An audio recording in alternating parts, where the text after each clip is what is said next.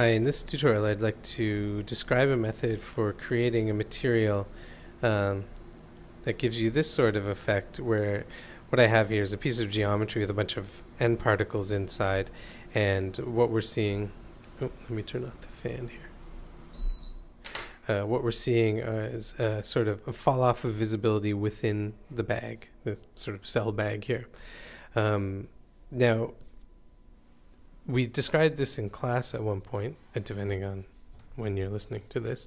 But a lot of the time when we talk about showing internal structures of an object, we recommend rendering them out separately, so the overlying object and the internal structures, and then just compositing them together in After Effects, both as opaque objects, and then just putting them on top of the internal structure on top of the external structure in After Effects. You know, affecting its transparency, changing its blend mode, maybe blurring it out a little bit to show, say, the nucleus inside of a cell, rather than trying to render out a transparent outer membrane so you can see it inside. It doesn't always look that good. You can get better effects by compositing it together and you have more control.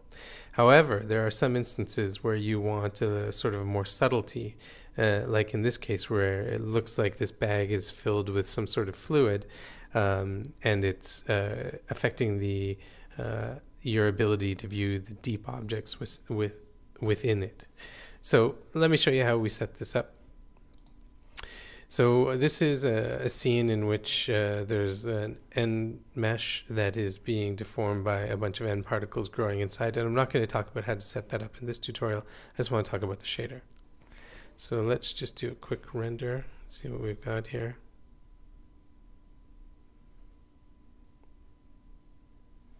Okay, so it's something like this. Obviously this is a different color. Let me just open the hypershade. Oh yeah. Just gonna gray this out again. And render. So let's just look at this material and how it works.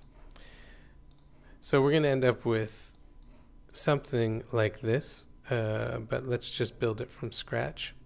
Now, the material of interest here is this one called MIB Glossy Refraction. It's a mental ray shader, so you're not going to find it here under, you may look in your hypershade and see this. These are all the Maya nodes. We have to click here and go to create mental ray nodes. Now, if you don't see that, you may have to go to Windows or Window Settings Preferences, Plugin Managers, and go down here to where it says Maya to MR, Maya to Mental Ray Bundle. Make sure that's loaded. So anyway, you find this shader here, MIB Glossy Refraction. Just click on that, map it out, and let's look at what this shader offers us. So how it works is you set a top material, a back material, and a deep material.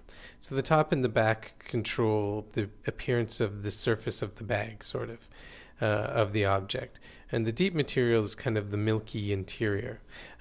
When we first talked about this material, it was described as being one that would be useful for, say, shading the milk inside a glass of milk. So if you put a shader like this on it that had sort of kind of, you know, white in the top material, white in the deep material, and white in the back material, and then you modeled a spoon and put it inside the milk, and looked at it from the top and rendered it out, you would see the stem of the spoon fading out as it went deeper into the milk. That's because the deep material would be occluding it. But gradually, as it got thicker, as it got further away from the surface. So that's kind of what we're going to do here. So what we can do is just create two materials. One is going to serve as our top and back material. It'll just be kind of gray. And then a deep material we can give some color to, or whatever we want. Or you could even just use one material and you'll still get the same sort of effect. So I'll just use a Lambert. I'll create two Lamberts, and I will pipe them into the different nodes here. So this one I'll put into the top material, and I'll put into the back material, and this one I'll put into the deep material. Now, let's say the deep material, we'll just give it a slightly different diffuse color, make it kind of purpley. And then let's apply this material to this object. So I'm applying it to the bag, the outer object, not the internal structures. Just apply material to selection. And okay, so let's render that out.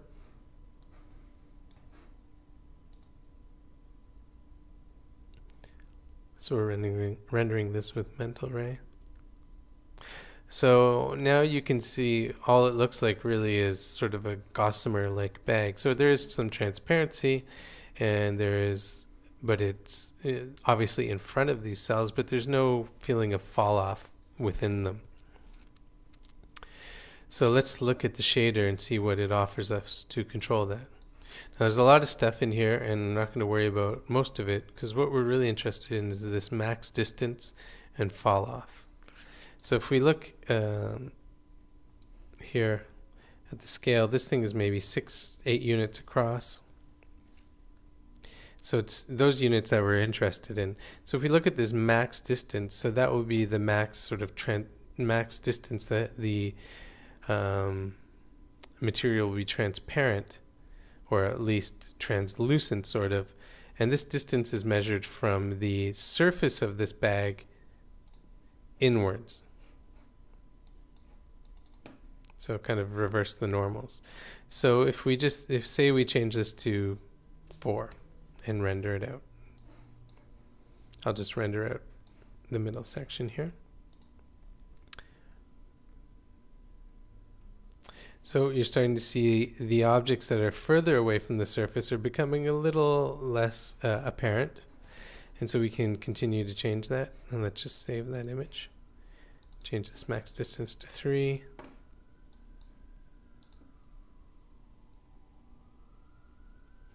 And more of them are occluded. Change that max distance to 2, let's say. And you get the idea. So it gets more opaque the further away, the lower the max distance. So it's the maximum distance that there will be transparency. And then there's this fall off, which controls sort of how rapid the fall off is at this borderline. So this is a solid borderline, but this kind of controls how soft that border is. So if I change this to 4, it'll make a softer border and will be less transparent, I think. Yep. So that looks pretty good.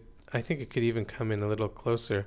So when I see something like this, that looks a little too sharp, and even this one, I'd like it to fall off a little more quickly. Save this image. There, that's good. Maybe the fall off is a little too much. Change that to 3.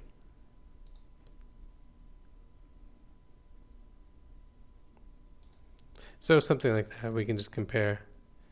You can just see how it looks like we're going in deeper. We're pulling out that depth. So really, that's all there is to it. You can go in and play around with changing these materials. So if I change the deep material, let's say, from this purple color to green color, let's see how different that looks. Yeah, so it's like the internal kind of fog is looking sort of green. Now let me just turn that to something like a mid-gray. Render it out. So it kind of just looks like the other materials. So it's kind of getting a little blown out here, so we may want to darken it a little bit. And then we can go in and look at changing that other color, the deep material, and just see what that does. Oh no, that was the deep material I was working on. This is the surface and the back material. So let's change that to something totally different. Ooh, that actually looks even, ooh, that looks better. I like that. So by giving the color to those materials, it really gives a color to the objects that are close to the surface. And then it must be just adding to that gray material inside.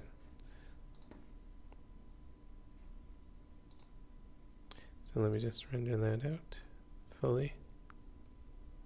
Yeah, so that looks good. So you can see that